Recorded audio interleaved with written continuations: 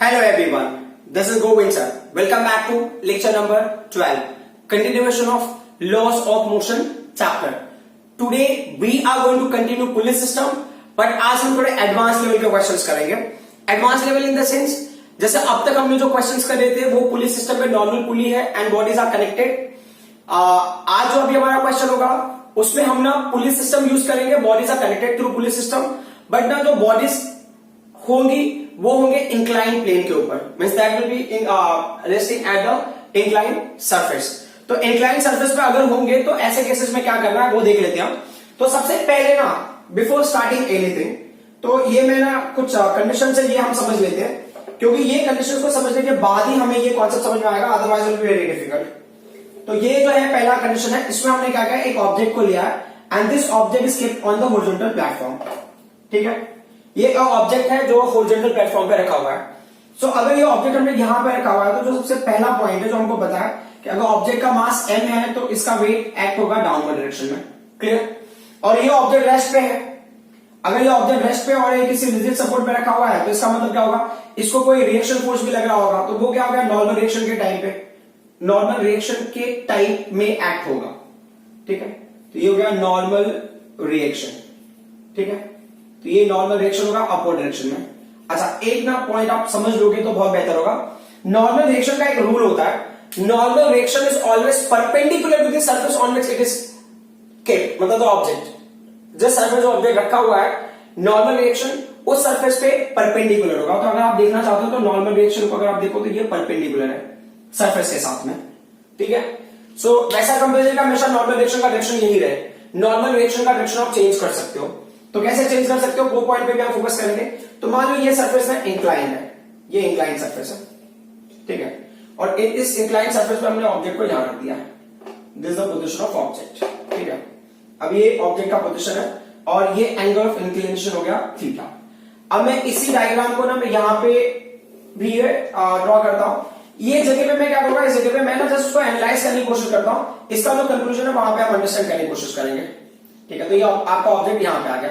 ठीक है, तो सबसे इंपॉर्टेंट पॉइंट होता है वो ये है कि ऑब्जेक्ट का वेट ना कहीं पे भी हो object, but weight will always act in downward direction.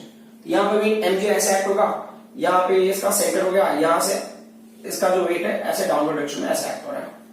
तो इसमें कोई इशू नहीं है. अब प्रॉब्लम ये है कि हमको ना ये बताना है कि नया नॉर्मल डायरेक्शन किधर होगा. तो नया नॉर्मल डायरेक्शन जैसा मैंने बताया था कि नया नॉर्मल डायरेक्शन, देखो नया नॉर्मल डायरेक्शन है ना बॉडी को बैलेंस करेगा. It will balance the weight of body.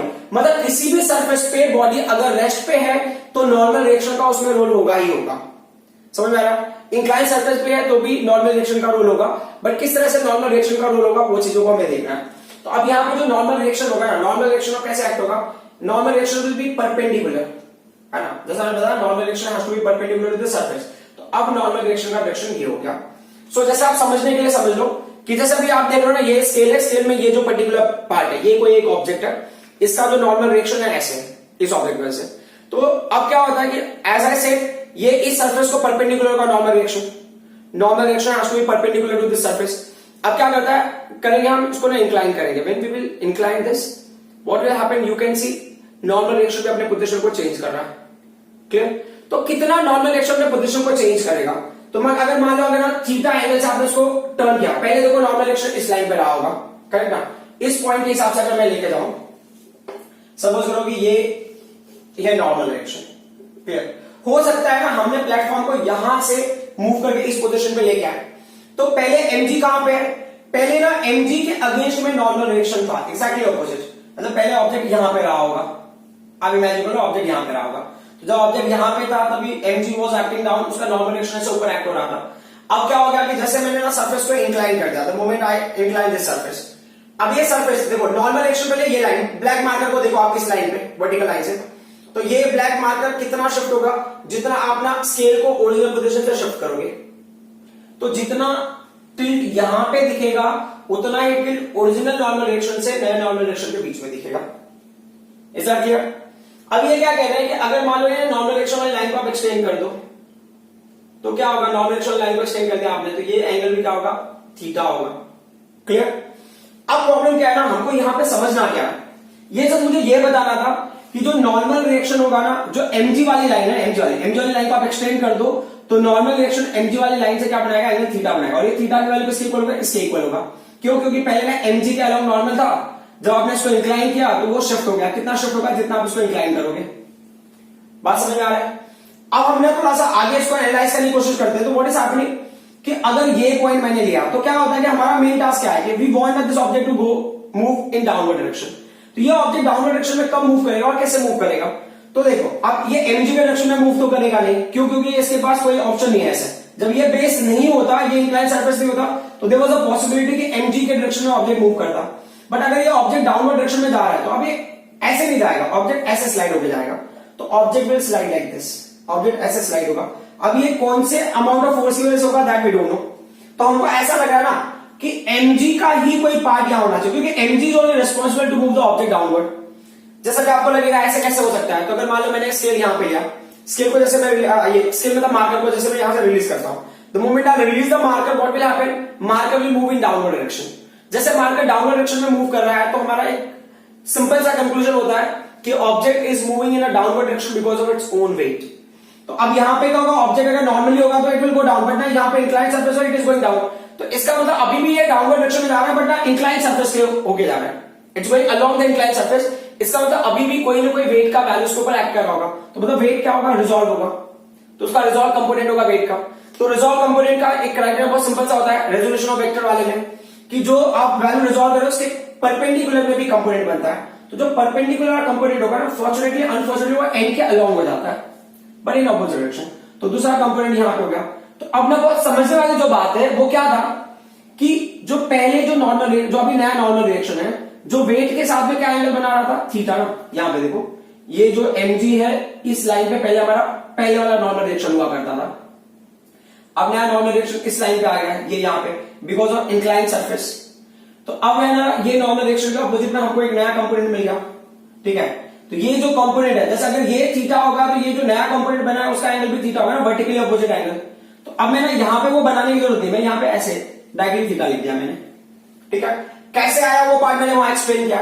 इसकी कोई रिक्वायरमेंट नहीं है, ये आपको समझने के लिए मैंने से बताया। तो हमारा एक एक्चुअल डायग्राम ये है। तो ये क्या हो गया, ये थीटा से अटैच है, तो इस कंपोनेंट का नाम क्या होगा, कॉस। ये हो जाएगा mg cos theta. And what's the name of this component, ये थीटा से अटैच नहीं है, इसका नाम होगा mg sin थीटा। बस यही स्टोरी है जो हमको ना इन कंडीशंस के लिए अप्लाई करना है।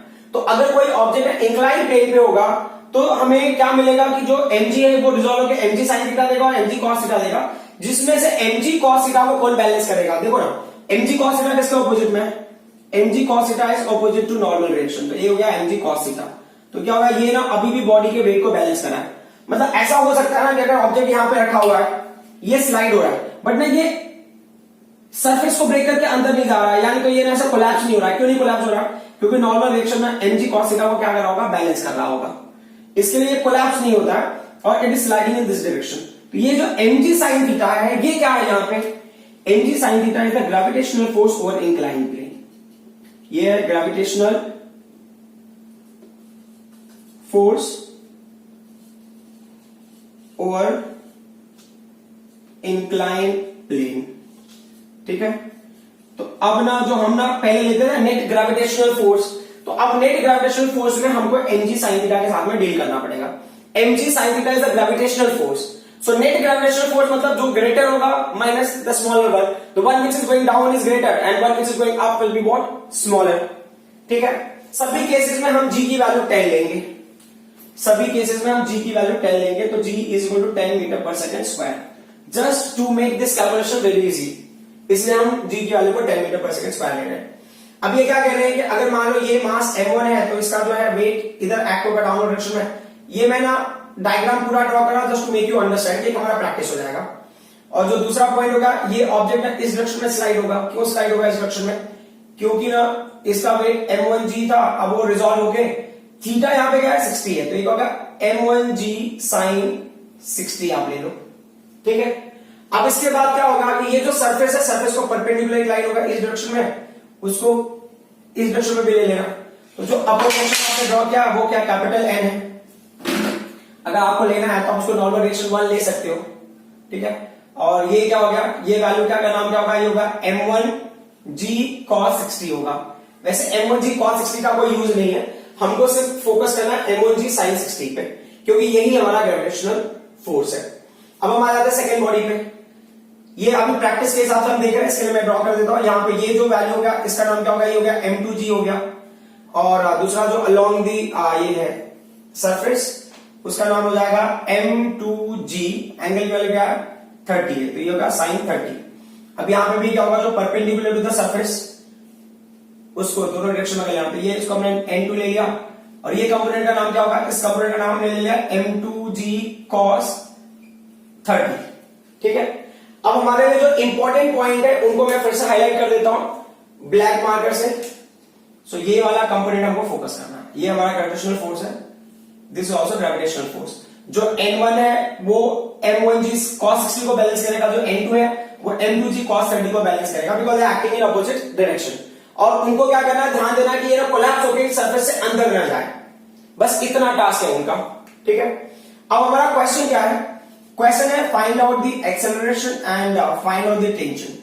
ठीक है, तो उसमें बहुत सारे मेथड्स हैं, बट उतने सारे मेथड्स में जाने की जरूरत नहीं, क्योंकि मैंने काफी डिटेल में बताया हुआ है आपको।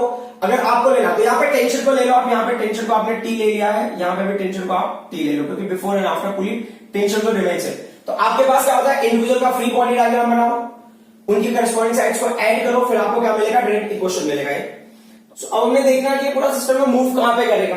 तो हमारे पास m1 है और m2 का वैल्यू 70 kg है, तो हमको लग रहा है कि m2 हैवियर है, तो हो सकता है पूरा सिस्टम ना इस डायरेक्शन में डाउन जाएगा, और ये लाइटर है तो ये पूरा सिस्टम इस डायरेक्शन में अप जाएगा।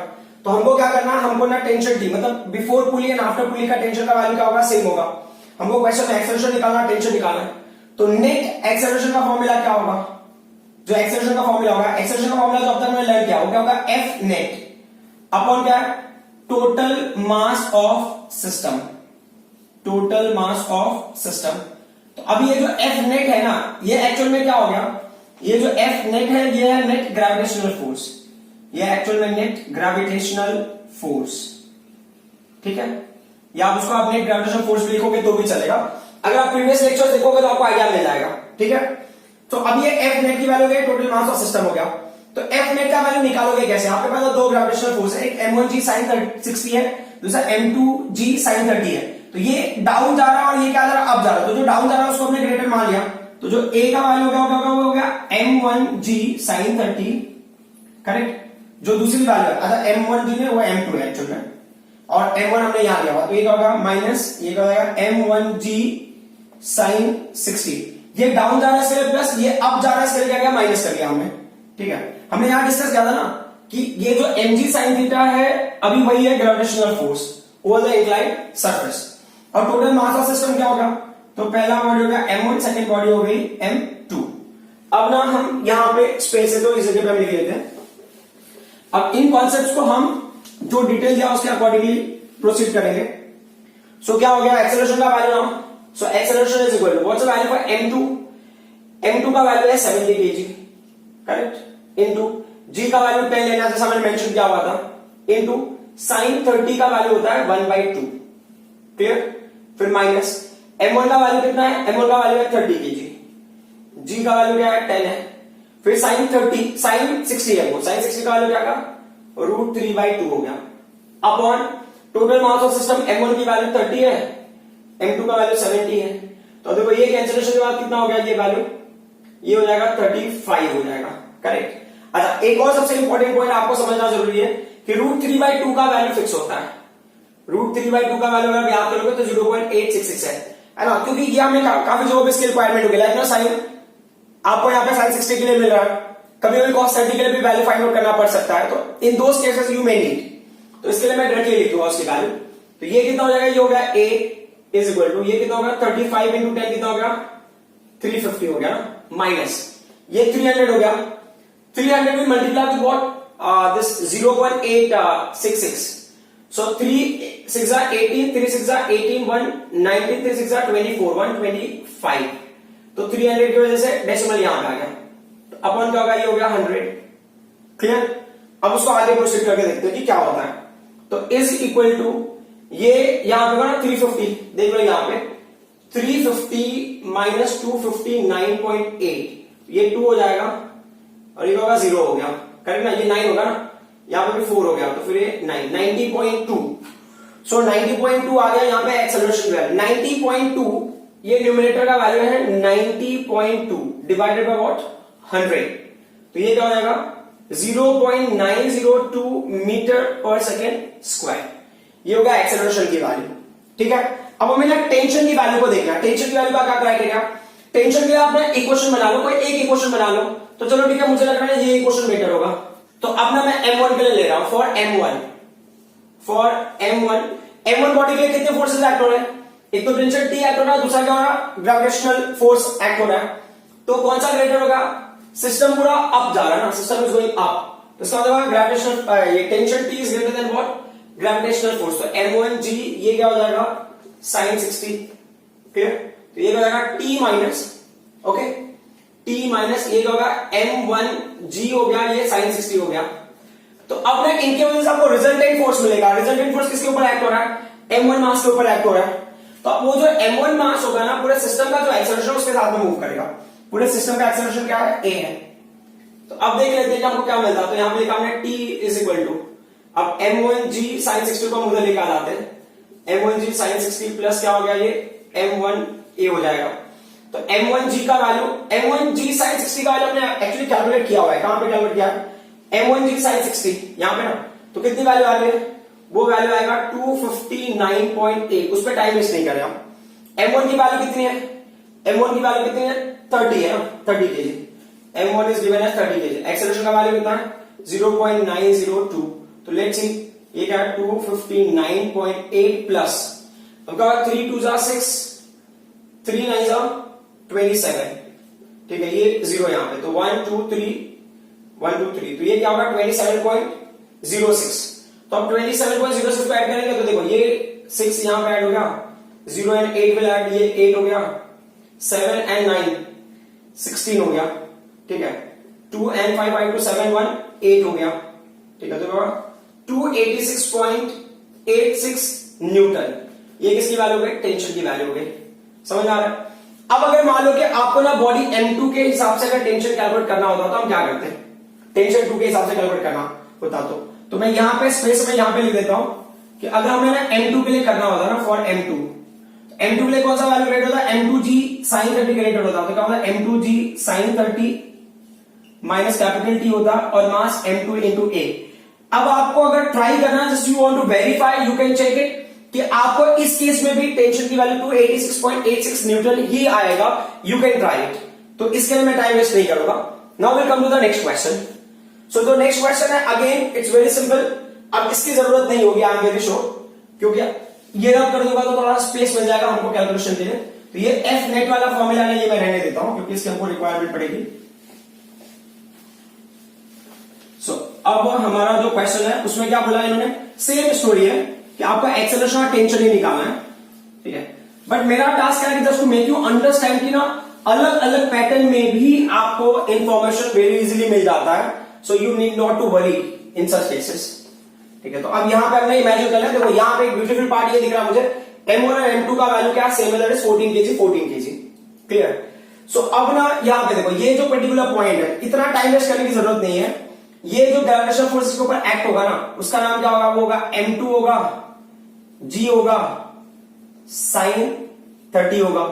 अब अगर मान लो आप खुद के समझने के हिसाब से अगर आपको ड्रॉ करना है ना, normal reaction and all, if you want to draw for practice तो यू कैन डू दैट, ठीक है। तो नॉर्मल रिएक्शन अगर मान लो आप ड्रॉ करते हो तो क्या स्टोरी होगी, नॉर्मल रिएक्शन यहां पे होगा, क्लियर, और ये जो कंपोनेंट का नाम क्या होगा, अच्छा इसका जो वेट होगा एक्चुअल वेट किधर एक्ट होगा, actual weight will be acting in this direction.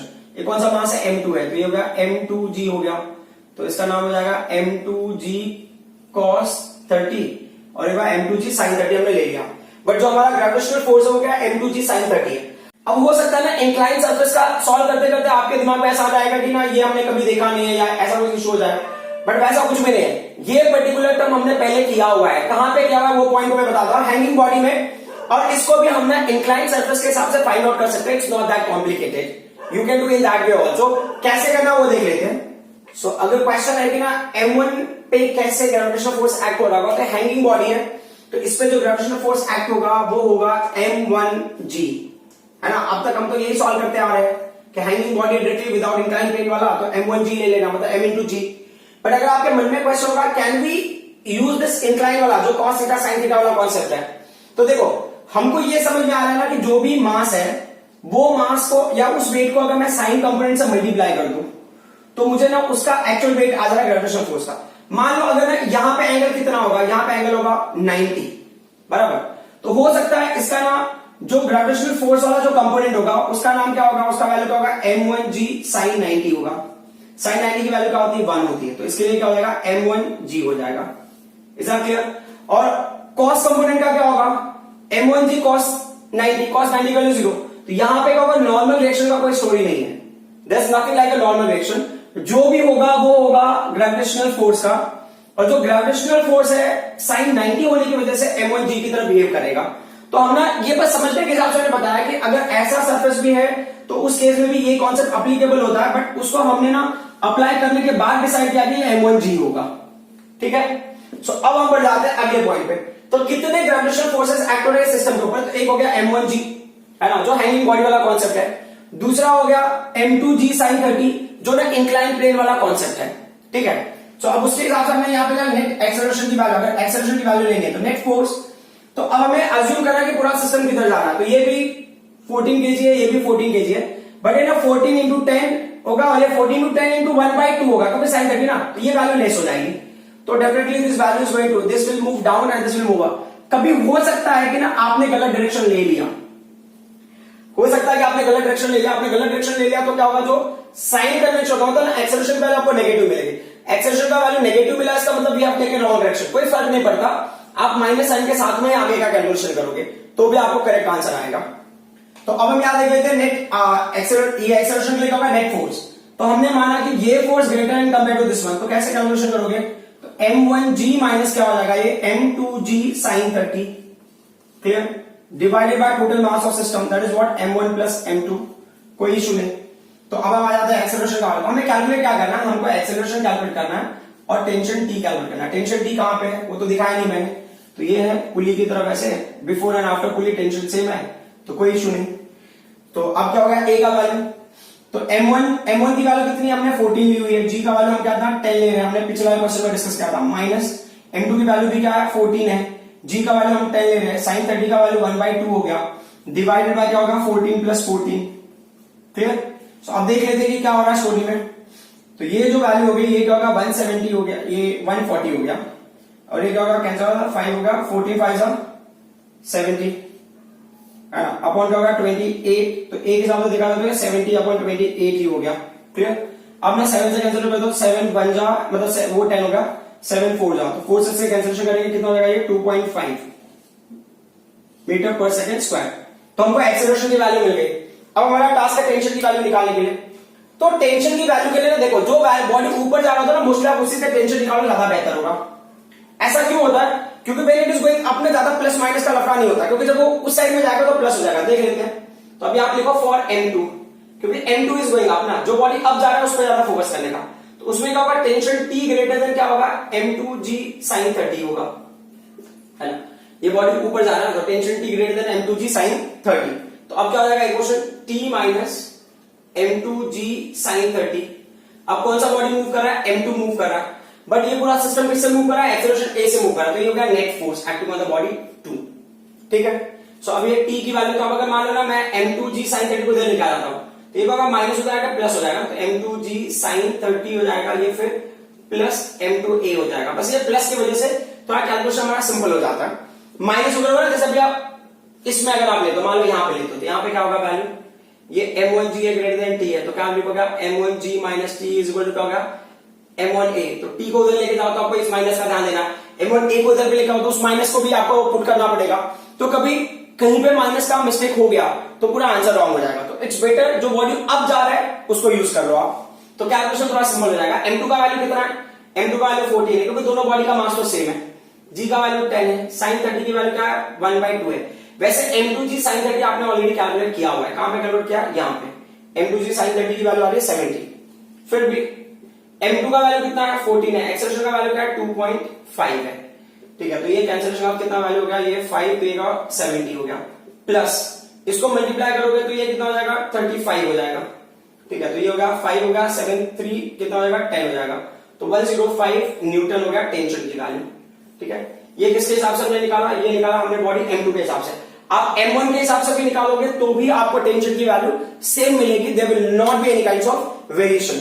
आप उस वैल्यू को चेक कर सकते हो। मैंने इक्वेशन वैसे वहां लिख दिया है, M1G मतलब M1 14 into 10 minus T equal to 14 into 2.5 acceleration की वैल्यू।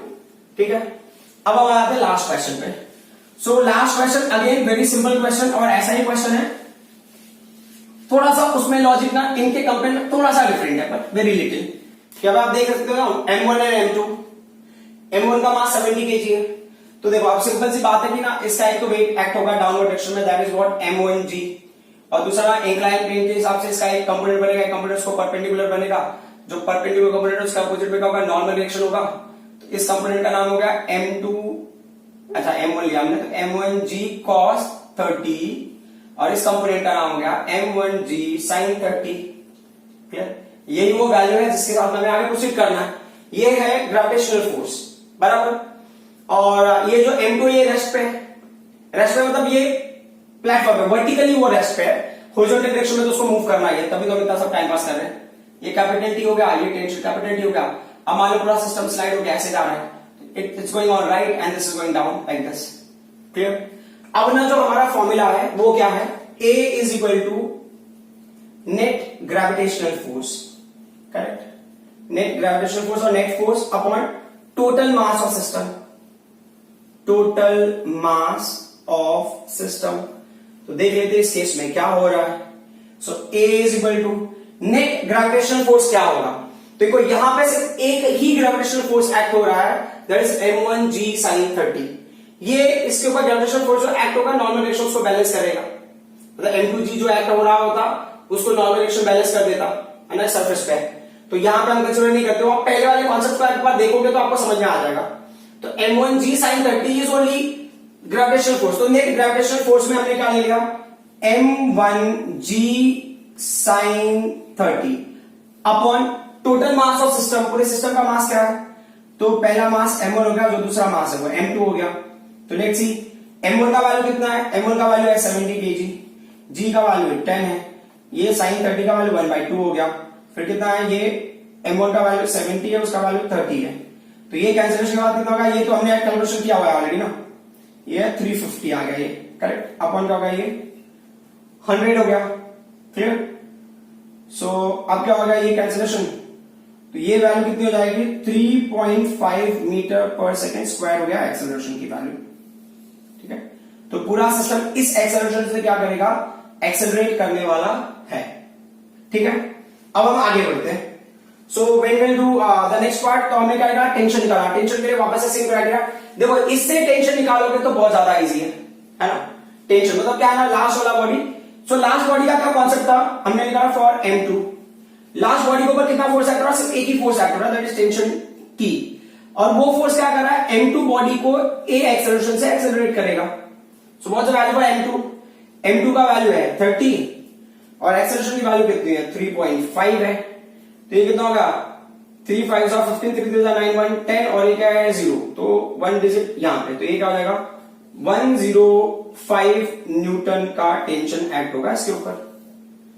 फाइन, अब इसी चीज को अपने सेकंड वाले से भी अप्लाई कर सकते हो। मान लो अगर मैं बॉडी M1 के लिए निकाल रहा होता तो क्या होता, फॉर M1 बॉडी के लिए ये जस्ट मैं लिख देता हूं इक्वेशन, तो उसमें क्या होता है M1G sin 30 है वो ग्रेटर होगा in compare to tension T, क्योंकि सिस्टम पूरा डाउन जा रहा है, तो M1G sin 30 will be greater than tension T। तो ये क्या हो जाएगा M1G sin 30 minus T is equal to क्या हो जाएगा, ये M1A हो जाएगा।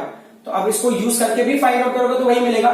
एक बार ऐसे रफली मैं बता देता हूं, ये जो वैल्यू है M1G sin 30 आपने यहां निकाला हुआ है, M1G sin 30 की वैल्यू आपको मिलेगी 350, तो यहां पे आप लिख लिए 350 और ये वैल्यू माइनस कैपिटल T हो गया। M1 की वैल्यू कितनी है, M1 की वैल्यू दिया इन्होंने कितना, M1 की वैल्यू इन्होंने 70 दिया हुआ है, ठीक है, इनटू A का वैल्यू कितना है, एक्सेलरेशन वैल्यू है 2.5 है ना, 2.5 सॉरी 3.5 है। ठीक है, सो अब अगर कैपिटल T को मैं उधर ले लूं, ये वैल्यू इधर आएगा क्या 350 माइनस 70 इंटू 3.5, ठीक है, सो या एक काम है, 70 को कॉमन ले लेता हूं, 70 कॉमन ले लिया तो 75 हो जाना 350, तो माइनस क्या होगा 3.5 हो गया इंटू का कैपिटल टी, तो ये 70 को 70 लेने दिया, ये कितना हो जाएगा 1.5 हो जाएगा, तो 15 7 जा 105 ना, करेक्ट, ये 105 न्यूटन आ गया। तो आप एक बार चेक कर लेना सारे डेरिवेशंस को, ठीक है, डेरिवेशंस को चेक कर लेना इन द सेंस कैलकुलेशन जो सेकंड वैल्यूज के ना उनको चेक कर लेना, सेकंड वैल्यूज के कैलकुलेशंस, क्योंकि सेकंड मास के लिए मैंने कैलकुलेशन किया नहीं है, एग्जाम में आपको किसी एक मास के लिए कैलकुलेशन करना, but you need to check it कि आपको दोनों मास से सेम टेंशन आ रहा है या नहीं आ रहा है, तो इससे तो आपको एक कॉन्फिडेंस जनरेट होगा कि हाँ आप किसी भी पैटर्न में फाइंड आउट करो आपको टेंशन मिल जाएगा। और जो सेकेंड इंपॉर्टेंट पॉइंट है उसमें यह है कि आपको ये बात समझ में आ जाएगी कि आप किसी भी मास के साथ में फाइंड आउट करो कोई इशू नहीं है और आपका प्रैक्टिस भी हो जाएगा। So I hope whatever I explain you people understood. Thank you very much.